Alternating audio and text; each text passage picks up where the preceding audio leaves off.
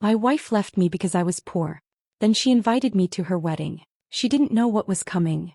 Welcome to Amelia's Stories. Stay tuned for real stories about love, trust, and betrayal. If you're new, drop your location in the comments and don't forget to like and subscribe. I'm Parker, late 20s, a hardworking mechanic. I married Sarah when we were young, full of dreams and love. We didn't have much, but I thought we had each other. I worked long hours, believing that one day life would get easier. In the beginning, Sarah was caring and supportive. She said she didn't need riches, just me. But over time that changed. She started wanting more. Better clothes, fancy trips, a big house. Things I couldn't give her yet. Her words cut deeper every day. She began comparing me to men who had money, calling me unambitious. I tried harder, took extra shifts, saved every dollar, but nothing satisfied her anymore. The woman who once loved me for who I was now looked at me like I was holding her back. I could feel her slipping away, her laughter fading, her patience gone. No matter how much I loved her, it was never enough. And deep down I feared what was coming next. Sarah started changing in ways I couldn't ignore. She stayed out late more often, saying she was with friends but never inviting me along. Her wardrobe shifted too. Flashy dresses, expensive shoes. Things she never cared about before. When I asked, she brushed me off, saying she just wanted to feel good about herself. I tried to trust her. I told myself it was just a phase, that maybe I was overthinking. But the distance between us grew wider every day. Her smiles felt fake, her kisses quick and cold. My gut told me something was wrong. One night I came home earlier than usual. As I stepped inside, I heard her laughter coming from the bedroom. I froze, listening. She was on the phone, her voice soft but sharp with excitement. "I can't wait to see you," she said, then laughed again. "I deserve better than being broke all the time." My heart sank. When she saw me standing there, her face turned pale, but only for a second. Then she dropped the act. She told me the truth without shame. She'd been seeing Daniel, a wealthy lawyer. She said he could give her the life she wanted, the life I'd never be able to provide. We fought, words flying like knives. I begged her to think about what we had, but she didn't care. Her final words cut the deepest. "You're too poor for me, Parker. I want a divorce." I signed the divorce papers with shaking hands and packed what little I had into 2 boxes.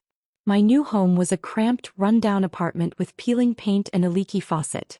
The silence in that place was crushing. Every corner reminded me of what I'd lost. Bills piled up on the counter faster than I could pay them. I worked long hours, but it barely kept the lights on.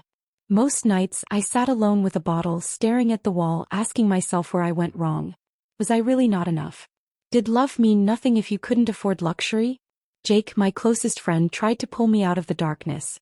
He told me I was better off without her, that I deserved someone who actually loved me. I nodded, pretended to believe him, but deep down the pain was unbearable. Then came the worst part. Sarah didn't just move on, she made sure I knew it. Social media was flooded with pictures of her and Daniel. Smiling in expensive restaurants, vacationing on beaches, driving cars I could never afford. She wanted me to see how happy she was without me, like rubbing salt in a wound that would never heal. I stayed quiet, swallowed my pride, and let the world think I was broken. But deep inside I made a promise. One day she would regret everything she threw away. She would see the man she underestimated rise again. One morning, while I was wiping grease off my hands at the shop, the owner called me into his office. I expected bad news, maybe a cut in hours, but instead he smiled and said, "Parker, you've kept this place running. How about becoming my partner?" For a moment I couldn't speak. It felt unreal, like life finally threw me a lifeline. I signed the papers that week. From that day on I lived at the shop. Early mornings, late nights, I gave it everything I had. While others slept, I worked, learning not just repairs but business management and marketing. Every drop of sweat felt like a step out of the hole I'd been buried in. Months turned into a year and things changed fast. We expanded the shop, hired more hands, and customers lined up because of the quality we delivered. My name started carrying weight in the community. People respected me, not just as a mechanic but as a businessman who built something from nothing. I moved out of that broken apartment and bought a small house of my own. Then a truck, shiny, brand new, paid in full. For the first time in years I felt proud when I looked in the mirror. Through it all I stayed silent online. No flashy posts, no hints of success. As far as Sarah knew, I was still that broke guy she left behind. And honestly, I liked it that way. Let her think I was nothing, until the right moment came. One evening, after a long day at the shop, I found an envelope slipped under my door. No return address, just my name in neat handwriting. Curious, I tore it open and froze. It was a wedding invitation. Sarah and Daniel. My ex-wife and the man she left me for. First I laughed. A sharp, bitter sound that echoed in the empty room. The nerve of her, inviting me like we were old friends. Like she hadn't shattered my life. Then the laughter died, replaced by a slow burn of anger. For a while I just sat there staring at their names, imagining the smug look on her face when she sent it. Jake came by later and saw the invite on my table. "You're not actually thinking about going, are you?" he asked. "Forget her, man. She's not worth it." Part of me wanted to agree to throw the invitation in the trash and never look back, but something in me refused. This wasn't about begging or making a scene. It was about closure, about letting her see what she gave up. I folded the card carefully and slid it back into the envelope. "I'm going," I said, calm and certain. Not to cry, not to fight, but to walk into that room as the man I've become. He wanted a life without me. Now she'd see exactly what that decision cost her.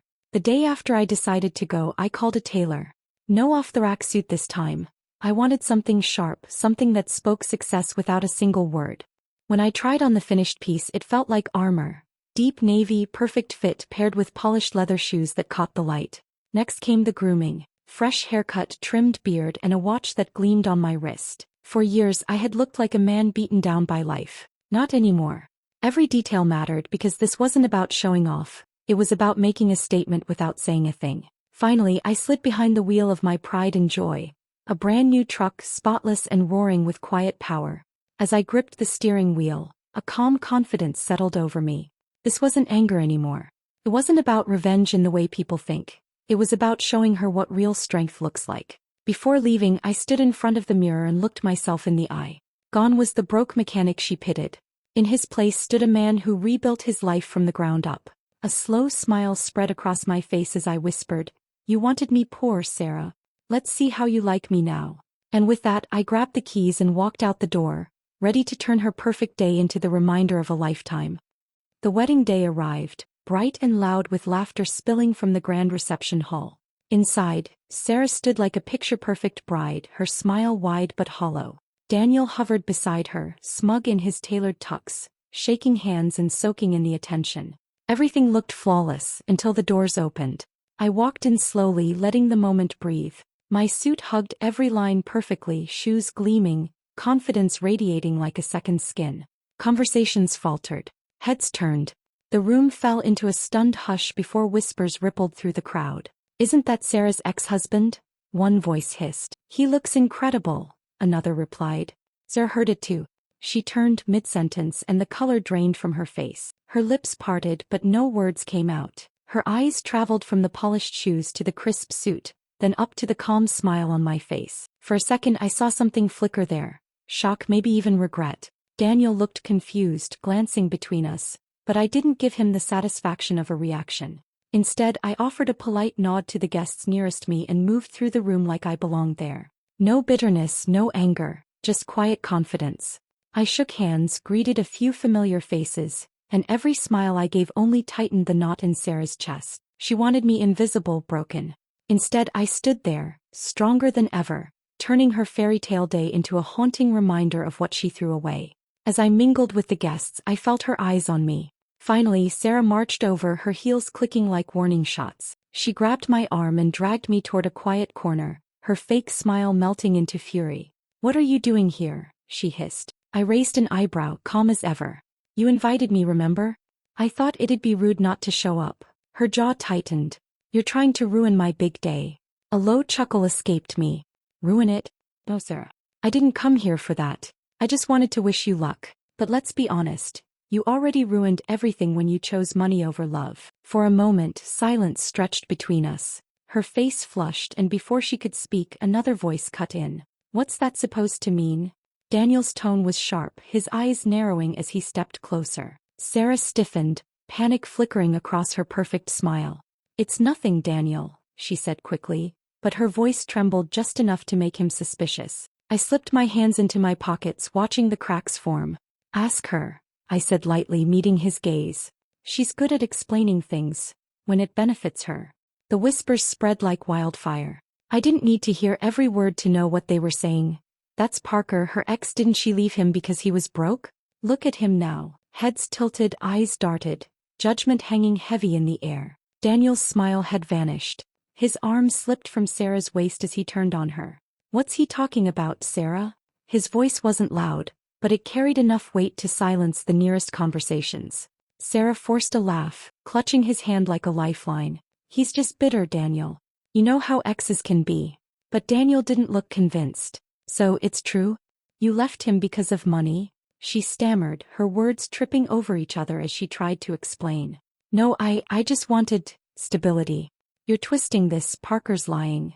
I stood a few feet away, calm as stone, hands in my pockets, watching her unravel. Every excuse she threw out sounded weaker than the last. The harder she tried, the more desperate she looked. Guests exchanged knowing looks, their polite smiles fading into judgmental stares. Sarah's perfect image, the one she'd built so carefully, was cracking in real time. And as her face flushed and her voice cracked, I saw the realization hit her. The man she'd discarded had become everything she once dreamed of, and she was stuck clinging to someone who valued nothing but appearances. I didn't gloat. I didn't need to. My silence said it all. I checked my watch as Daniel's voice rose and Sarah's excuses tangled into knots. It was enough. I didn't need to stay for the explosion. I'd already lit the match. Without a word, I turned and walked toward the exit, calm and composed. Heads turned as I passed, whispers following me like a shadow. Outside, the cool evening air hit my face just as a familiar voice called out. Jake leaned against my truck, grinning ear to ear. You did it, man, he said. Didn't even have to raise your voice. I just smiled, sliding behind the wheel. That's the point, I replied. Weeks later, the news trickled back. Sarah and Daniel's picture-perfect marriage didn't last long. Rumors said Daniel found out more than she ever wanted him to know. About her motives, her lies, the truth she tried so hard to bury. Their glamorous life fell apart as fast as it began. As for me, the shop grew bigger than I imagined. I opened 2 more locations, hired good people, and built the life I once dreamed of. And one day I met someone, kind, genuine, who cared about me, not what I could give. Looking back, I realized I never needed to humiliate Sarah or seek revenge through anger. All I needed was to rise above and let my success speak louder than any words. That night, walking out of her wedding without a single harsh word, was the sweetest victory of all.